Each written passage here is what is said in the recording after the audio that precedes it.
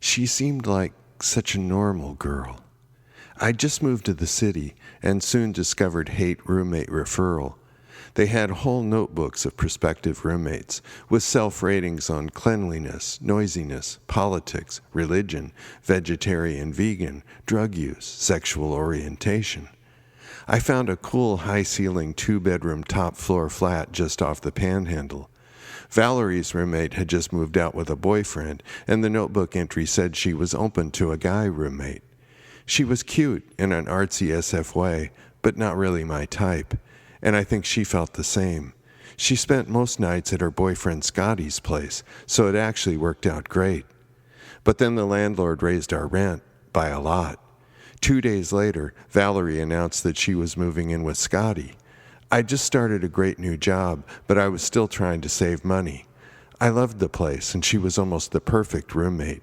Quiet, not crazy, and rarely around.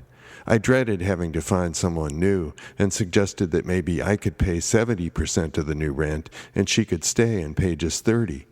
She looked at me suspiciously. "Why would you want to do that?" she asked.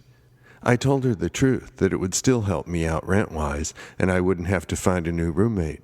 She didn't seem entirely convinced, but finally agreed. A few days later, she and Scotty dropped by to pick up her mail. The new rental agreement soon came up.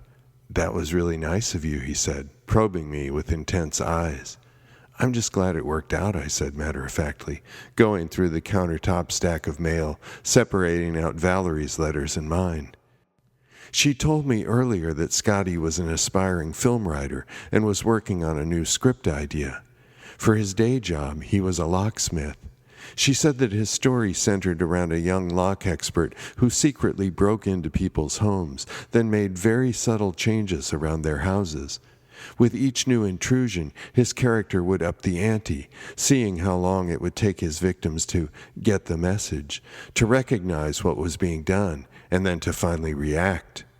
"That's the beauty of it," she'd explained. "It starts out with things that are so small and so subtle a person might not even notice, or might think they were imagining things, or maybe even come to question their own sanity.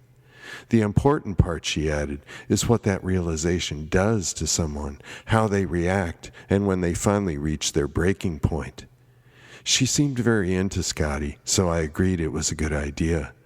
"I guess write what you know," I said.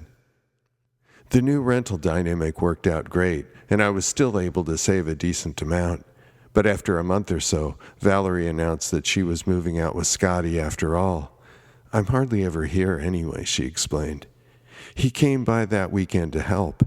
After many hours of hauling, they finally headed out with the last load of her stuff. Valerie handed me her key with what seemed like great ceremony. "Well, see you around," she smiled.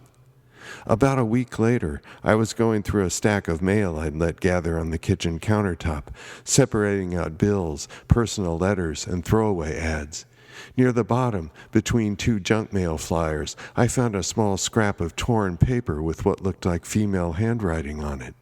"Hi, Steve," it said. My mind raced, replaying how long it might have been there versus when Valerie had moved out. I couldn't say for sure, tossed out the note, and soon forgot all about it.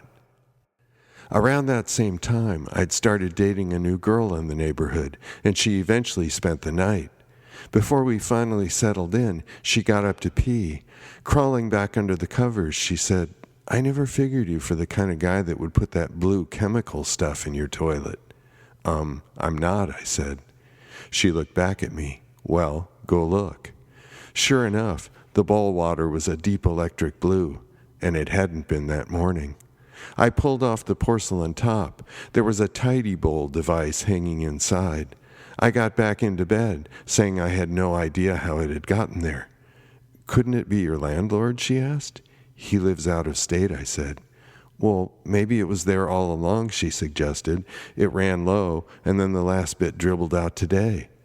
"The thing looks totally full," I reported. She looked back at me with worried eyes. A few days later, I was going through a new stack of mail on the countertop. I once again found a scrap of paper between some ads. It was even smaller than the first, with a single hand-drawn red heart on it. I looked to the front door, and then checked the kitchen cabinet for Valerie's key. It was right where I'd stashed it. I came home from work several nights later.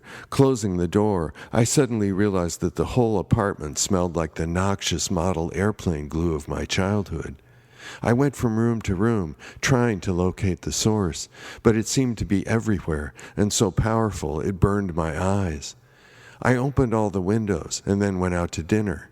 When I came back, things seemed better, so I shrugged it off, closed the windows, got into bed, and soon fell asleep. But in the middle of the night, I woke up and realized that the smell was back, and really bad. For the next several days, I kept all the windows open while I was at work, and then closed them when I got back home, seeing whether the smell ever dissipated. It didn't. I asked my neighbors on either side whether they'd noticed a chemical smell, or had perhaps been doing repair work. They hadn't, and looked at me strangely. My new girlfriend once again came to spend the night. At the door, I told her about the glue situation. She listened to my story with doubt and a bit of fear in her eyes, but once inside, she agreed that it was real and pretty bad. It was a cold and foggy night. I explained that we should probably keep the bedside window open in spite of the fog to dampen down the fumes. I got us an extra blanket from the hall closet. "I hope those fumes don't damage my eggs," she half-joked, trying to lighten the mood. She got up to pee in the middle of the night and then shook me awake. The toilet water was now green. In the morning, she seemed preoccupied, gave me a peck on the cheek, and then headed off to work. Later that day, she called me at my office. "Look, I really like you," she said, "but there are just too many weird things going on in your life that you should probably work on." Her voice trailed off. "So I guess I'll talk to you," she said finally. And then the line went dead. A week later, an underground transformer vault exploded outside my downtown office building, blanketing the area in a mist of electrical oil. The high-rise was soon evacuated by the fire department, and we were all sent home. On the dinner-hour news that night, PG&E reassured the public that it was nothing to be concerned about, and that they were investigating the cause of the explosion. But a suspicious reporter had the oil residue tested at a lab, and within hours determined that it contained high levels of PCBs, a known carcinogen and neurotoxin. On the late news that night, I watched a Klieg-lit scene outside my building, with hazmat men in spacesuits steam cleaning the cordoned-off area. The SF Public Health Director, lab report in hand, told an on-scene reporter that anyone who had been within the vicinity of the incident should bag up their clothing and surrender it to the city for testing and toxic disposal. The building remained closed for several more days until they could fully decontaminate the area. I bagged up my work clothes and dropped them off at the public health department. That night, while taking off my socks, I discovered that a layer of skin on the soles of both feet was peeling off, like sheets of plastic. I wondered if it was from the PCBs. Getting ready for bed, I opened all the windows to air out the glue fumes. On one window pane, there was a small rainbow-colored butterfly sticker. It hadn't been there before. Then I went to pee. The water was now purple. I turned on the radio and lay there staring at the ceiling. The station was playing Shock the Monkey.